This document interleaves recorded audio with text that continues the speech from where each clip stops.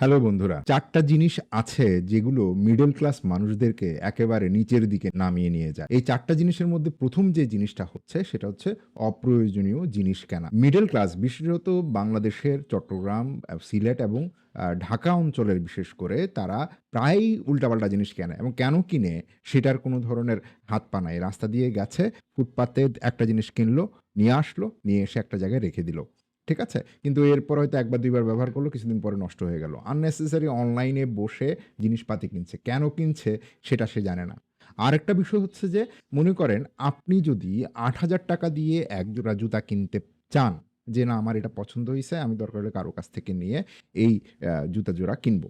But the fact is that আপনাকে অবশ্যই ভাবতে হবে আপনি কি একসাথে ২ জোড়া জুতা কিনতে পারবেন ৳৮,০০০ য়? মানে ৳১৬,০০০ খরচ করে।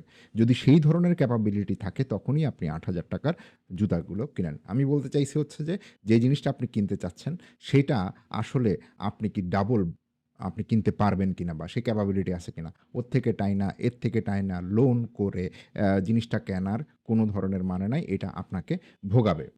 পরের যে অপশন যেটা হচ্ছে সেটা হচ্ছে হায়ার এডুকেশন এ খরচ করা। ইয়েস, আপনার মাথা নষ্ট হয়ে যেতে পারে। হায়ার এডুকেশন এ খরচ করব না কেন?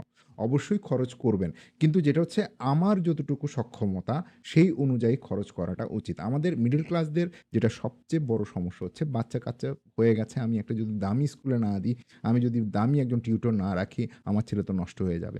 ভুল কথা। বাংলাদেশে বিসিএস ক্যাডারের 99% বিসিএস ক্যাডার কখনো এরকম বড় কোনো খরচ করে আসে নাই। বাংলাদেশ এবং ভারত বা এই ধরনের কান্ট্রিগুলোতে যেটা হয় ম্যাক্সিমাম এডুকেশন সিস্টেমটা আপনার কমপ্লিটলি ফ্রি। আপনি প্রাইমারি স্কুলে পড়লে যদি পড়ে আপনি ডিজি হইতে পারবেন না, এটা ভুল কথা।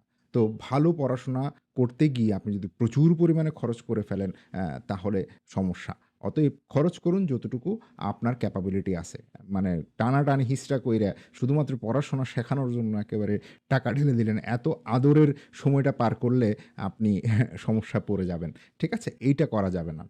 এরপরের যেটা হচ্ছে বিয়ে-শাদির ব্যাপার। বিয়ে-শাদির ব্যাপার হচ্ছে বিয়ের খরচ।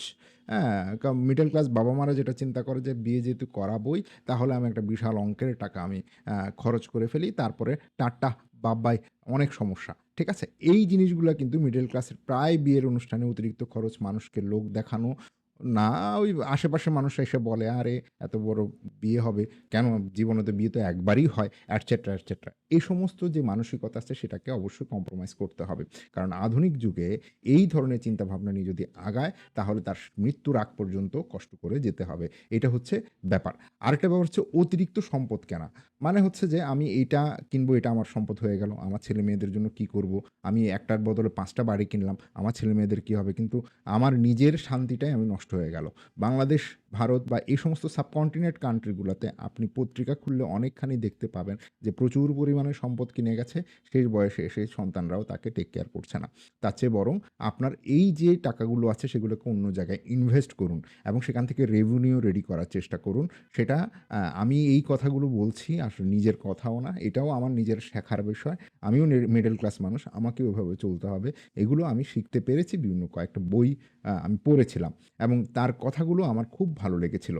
হ্যাঁ? এখন ঘটনা হচ্ছে এই যে কাজগুলো আছে সেগুলোকে আপনি বন্ধ করতে হবে। চিন্তাভাবনাটা একটু অন্যভাবে আ ভাবতে হবে। সোজা কথা হচ্ছে ফাংশনালিটি বিবেচনা করবেন। কোন একটা জিনিস কেনার সময় সেটা ভাবতে হবে আমার এটা আসলে কতদিন লাস্টিং করবে? কেন আমি কিনছি? হুটহাট করে শুধু কিনলে হবে না। হায়ার এডুকেশনের ক্ষেত্রেও সেম। কেন আমি পড়াচ্ছি? ফ্যান্সি নাম, ফ্যান্সি অমুক, ফ্যান্সি অনেক কিছু বিভিন্ন ধরনের প্রচারণা, এক ধরনের নিজেকে প্রাইডফুল করানোর জন্য এগুলোর কোনো মানে হয় না। হ্যাঁ? রেজাল্ট আসবে সন্তান ভর্তি হওয়ার মিনিমাম ১০ বছর পরে। তখন বোঝা যাবে how much rice, how much paddy.